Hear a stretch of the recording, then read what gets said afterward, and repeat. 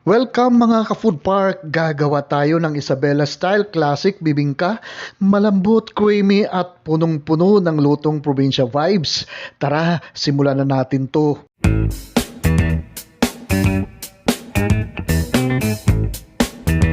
Isang cup na siksik na brown sugar ang ilalagay natin sa ating pan at aantayin natin itong matunaw at mag-caramelize ito.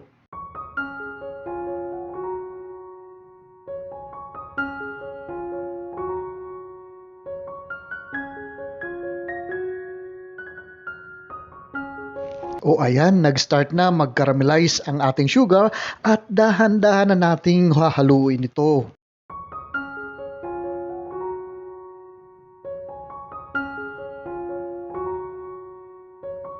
Huwag po natin titigilan ang paghalo hanggang totally caramelized na ang ating sugar at saka naman nating ibubuhos ang 1 cup na coconut milk dito. Halo lang po ng halo at mapapansin nyo po nag-crystallize po ang ating sugar. Itutuloy-tuloy lang natin ang ating paghahalo hanggang matunaw uli ang crystallized caramel. At kapag malapot na po ang consistency ay hahanguin na natin at itatabi muna natin ito.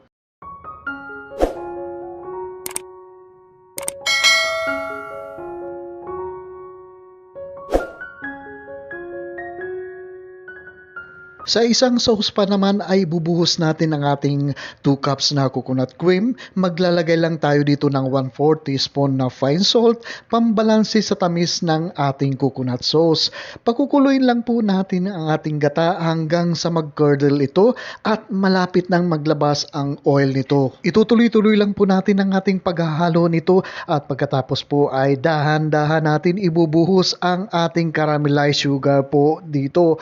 Ituloy-tuloy lang din natin ang ating paghahalo, halo lang po ng halo, mikos ng mikos hanggang sa mag-well combine po ang lahat at aantayin po natin na maging semi-thick consistency na po ang ating coconut sauce po dito. Itatabi muna natin ito at palalamigin muna natin ito.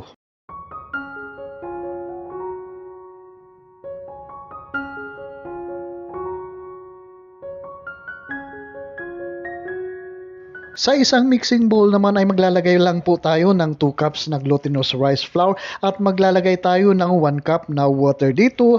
Hahaluin lang po natin ito ng hahaluin at pagkatapos ay magdagdag tayo dito ng 1 cup doon sa ating pinalamig na coconut sauce. At dito ay hahaluin lang po natin ito ng hahaluin hanggang sa mag-well combine po lahat ang ating mga sangkap dito at hanggang sa ma-achieve po natin ang isang smooth na butter na kagaya nito.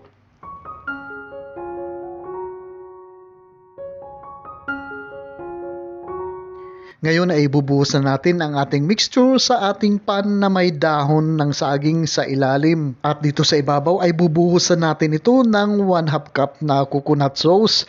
At pagkatapos po ay gamit ang spatula ay i-swirl po natin ang ating coconut sauce para kumalat po dito sa ating butter.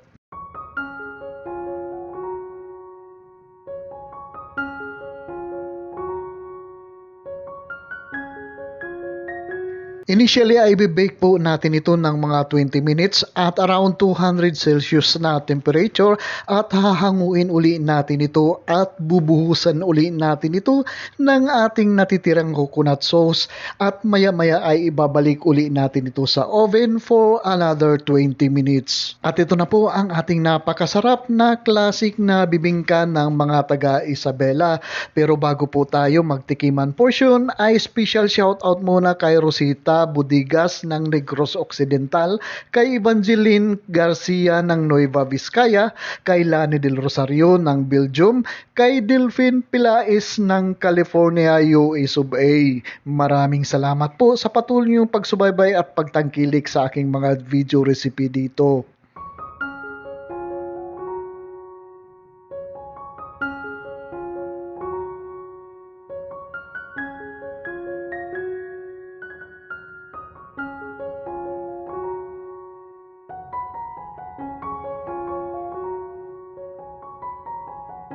Salamat sa panonood. Huwag kalimutan mag-like, mag-comment, mag-share at mag-subscribe. Click mo na rin yung next video sa screen at siguradong magugustuhan nyo rin ito.